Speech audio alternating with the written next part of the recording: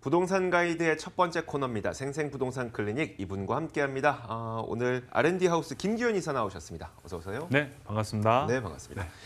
자, 오늘 방송 보시면서 궁금한 점 많으실 텐데요. 저희가 항상 그렇듯이 전화와 문자 번호 열어놓고 있겠습니다. 전화 이용하실 분들께서는 02-2077-6356번 이용하시면 되고 문자 활용하실 분들은 013-3366-8290번 열어놓고 있으니까요. 많은 전화와 문자로 궁금증 해결하시길 바라겠습니다.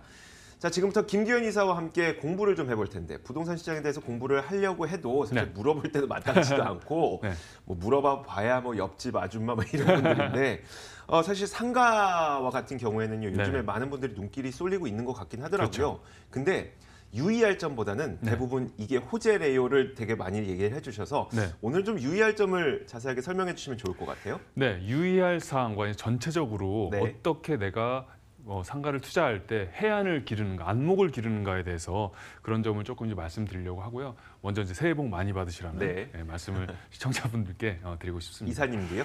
그럼요. 감사합니다.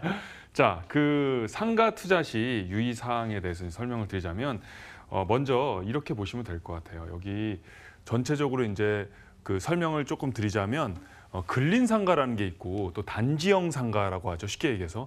그리고 중심 상업지, 테마 상가, 뭐 주상복합이라든가 오피스텔 상가, 그리고 마지막으로 지식 산업센터 상가 이렇게 좀 종류별로 이제 나누면 이렇게 이제 나눠질 수가 있는데요. 이게 좀 많이 들어보시지 않았습니까? 그러니까 들어보긴 했어요. 뭐 근린 상가도 들어봤고요. 아파트 단지 상가의 경우에는 좀 예상이 가능할 것 같고. 그런데 중심 상업지, 테마 상가, 지식산업센터 상가 이런 것들은 이게 뭐지 싶어요.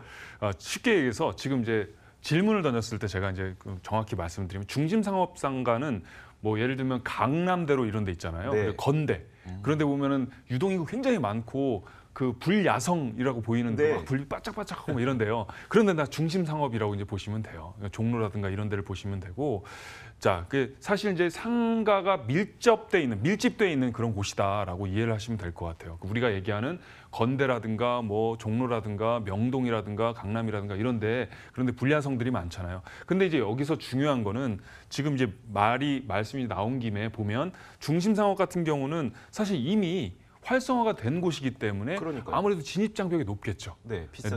누가 이렇게 쉽게 공시를 내놓지 않을 거 아니에요. 그만큼 이제 어떻게 보면은 여기 이제 말씀드린 거는 처음에 중심 상업 지역이 활성화될 때 그때 투자를 한다면 조금 이제 리스크가 있을 수 있죠. 왜냐하면 이게 어떻게 방향이 나갈지 모르니까 그런 부분에서 조금 신중해야 된다는 개념이고 그래서 리스크가 좀 있을 수 있다.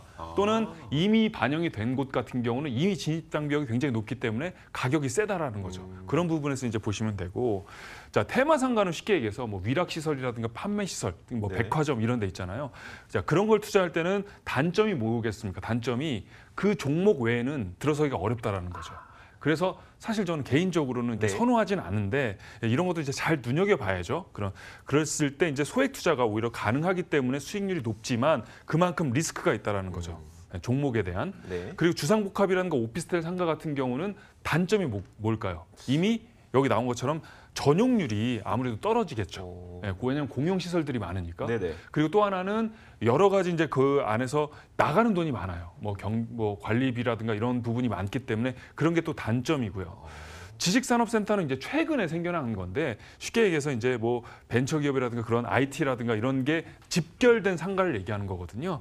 성수동이라든가 이런 데 가면 있죠. 그래서 그런 데 같은 경우는 아무래도 여기 똑같이 테마상가처럼 임대 업종이 제한적이라는 거죠. 들어올 수 있는 사람이 한정적이라는 거죠. 네네, 맞습니다. 그런 부분에서 마곡이라든가 이런 데서 이런 상가가 이제 있는데 그런 부분에서 보면은 사실 근린 상가라든가 단지형 상가, 특히 이제 근린 상가 같은 경우는 업종이 굉장히 안정적이고 자유로워요. 그렇겠죠. 그런 부분에서 이제 사실 난이도가 낮다라는 게 좋은 부분이죠. 그리고 진입 장벽도 낮고요.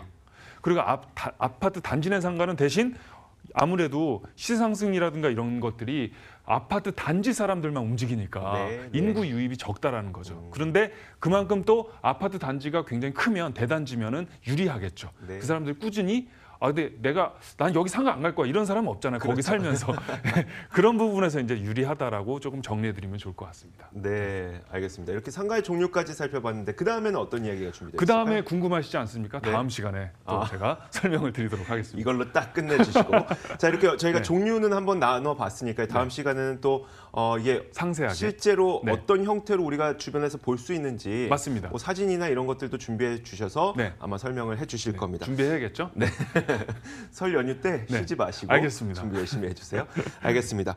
자, 저희가 김기현 이사를 직접 만나서 설명도 듣고 친절하게 질문도 해볼 수 있는 시간도 마련을 했습니다. 무료 세미나가 준비가 되어 있거든요. 바로 만나보시죠. 김기현 이사의 무료 세미나 안내입니다. 2019년 부동산 시장의 향방을 전망을 해볼 거고요. 2월 2일 토요일 오후 1시에 개최됩니다. 참석을 원하시는 분들께서는 반드시 예약을 하셔야 되는데 예약 번호 02-2077-6356번 이용하시면 됩니다.